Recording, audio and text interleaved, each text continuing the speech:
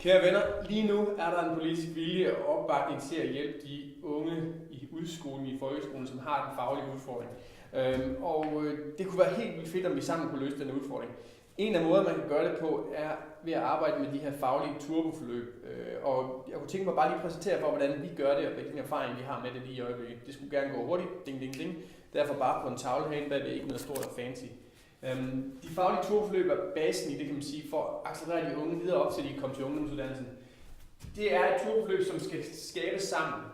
Også som praktikere ude i virkeligheden, sammen med jer i praktikerne i virkeligheden, hvor vi kan tilføje de erfaringer, vi har fra forskellige tidligere skoleforløb, forskellige tidligere turboforløb. Det vi går efter at skabe, når vi kommer ud, det er en kapacitetsopbygning i skolen, hvor I er derude, så I ikke bare står bagefter med nå, det var det, og så hvad så nu? Men hvor vi hele tiden sørger for, at alting det kommer med og bliver forplantet og forandret ind i selve systemet. Det er også hos lærerne, at de får et kursus med, de pædagogiske medarbejdere får et kursus med, så de selv kan løse opgaven på sigt.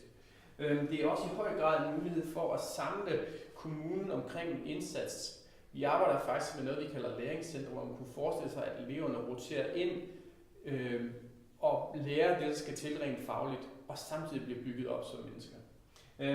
Men det kan ikke lade sig gøre at gøre det her, uden at man har omstændighederne med omkring det.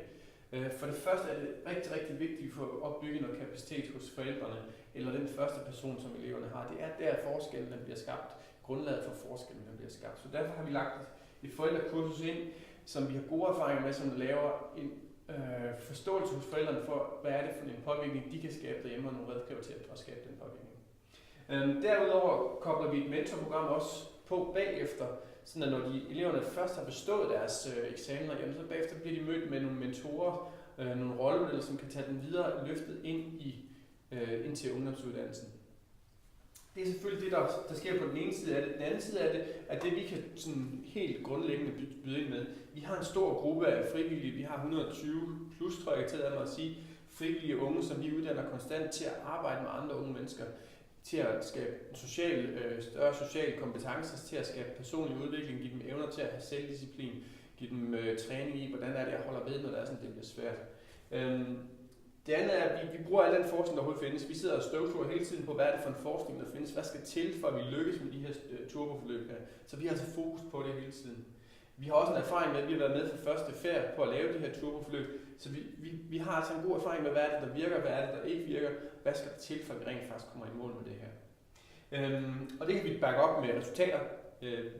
Sidste gang vi lavede et forløb, jamen der bestod eleverne ud af 20 elever, jamen der var der 92 beståede eksamener ud af de 100, de fik i de skriftlige eksamener. Og det ved vi, for vi afholdt dem selv på stedet, og det er altså også en mulighed. Så det er da en relativt høj procentdel, der bestod dem. Det her, det skal lige sige, det var til 0,2 og ikke som 0,4, som var de øjeblik, vi har snakket om.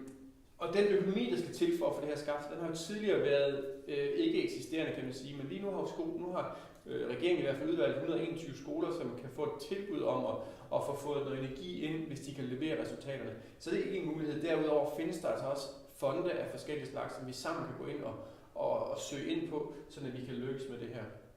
Og sådan noget her, det sker selvfølgelig ikke bare lige ved et knips. Det sker selvfølgelig over tid. Det er klart, det er vi meget bevidste om. Det tager tid at forandre en kultur, det tager tid at forandre mennesker, det tager tid at lære noget nyt. Sådan er det bare. Men den tid har vi sat et rigtig godt skema op for. Vi snakker om årshjul, hvor det er sådan, man kan stille og roligt med at sætte ind i, med påvirkning og løbende undervejs. Hvor det er sådan, at man kan både arbejde med de frivillige unge mennesker, som kommer omkring og skaber en løbende påvirkning i øjenhøjde, men også hvor vi hele tiden sørger for at uddanne både lærerne, vi uddanner forældrene i, hvordan de kan gå til det, og vi sørger for at skabe nogle mentorer, som kan bakke op omkring det lokalt. Alt sammen for at prøve at se, at vi kan hjælpe de her unge mennesker, både fagligt, men i lige så høj grad også på den sociale del af den, og på den personlige del, så de står stærkere som unge mennesker, når det er sådan, at de skal videre i deres liv på ungdomsuddannelser, og derefter videre. Ha' en rigtig god dag. Jeg håber, vi ses derude.